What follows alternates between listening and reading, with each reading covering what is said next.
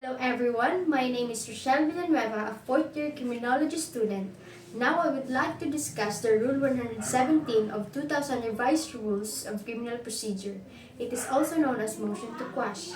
Motion to quash is a formal request by the accused for the court to dismiss the criminal complaint or information on grounds specified by law.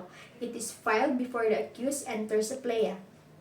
Once granted, it prevents the case from proceeding to trial unless the court gives the prosecution an opportunity to cure the defect. Let's talk about the purpose of motion to quash. First, to raise jurisdictional defects or other fatal infirmities in the complaints or information. Second is to protect the accused from the expense, anxiety, and delay of the invalid or deficient prosecution. And then to ensure that the charging document fully comports with legal requirements in due process. When you should file a motion to quash? According to Section 1, Rule 117, a motion to quash must be made before entering a plea. If the accused fails to file it within the prescribed period and proceeds to arraignment and plea, the accused is generally considered to have waived the objection that could have been raised with such motions. Except for certain non-waivable grounds, example, lack of jurisdiction and failure of the facts alleged to constitute an offense. Grounds for a motion to quash. Under Section 3, Rule 117, the accused may move to quash the complainant or information if the facts charged do not constitute an offense. It means that if the allegation in the complainant or information, even if hypothetically admitted, do not make it a criminal offense. Next, if court lacks jurisdiction over the offense. The offense is not within the trial court's subject matter jurisdiction. Example, Sandigan Bayan versus regular courts and Metropolitan Trial Courts versus regional trial courts. Then if courts lacks jurisdiction over the person of the accused, this means typically arises when the accused has not been validly arrested or placed under custody of the law, although in practice, courts often acquire jurisdiction once the accused voluntarily submits to the court or is validly arrested. Next, if the accused does not have legal capacity to be held to answer. For instance, if the accused is below the age of the criminal responsibility or otherwise exempt by law, then if more than one offense charged or multiplicity, except in cases where the law or rules permit a single complainant or information to contain multiple offenses, example, continuous offenses, special laws allowing joinder. Then if the action or liability has been extinguished, situation where prescription has set in there is an amnesty, pardon, or other legal reason that has extinguished criminal liability. And also if it contains allegation which is true, would constitute a legal excuse or justification.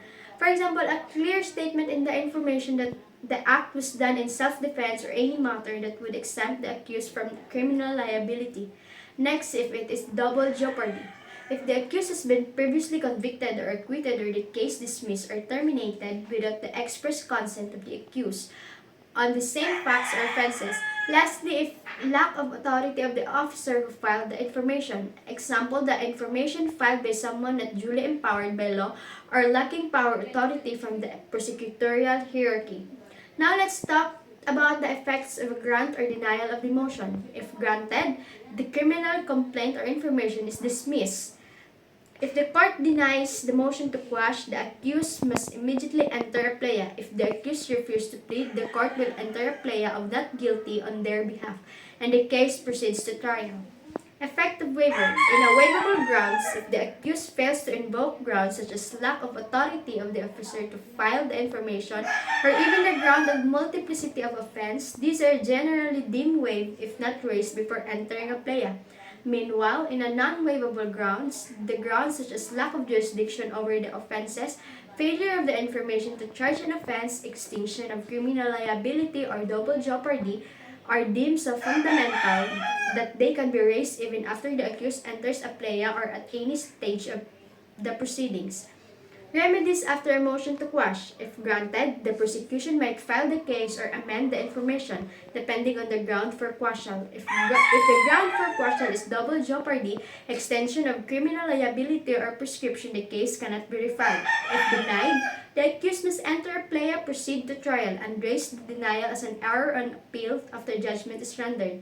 In exceptional instances, example, the grave abuse of discretion by the court, the accused may explore an extraordinary remedy.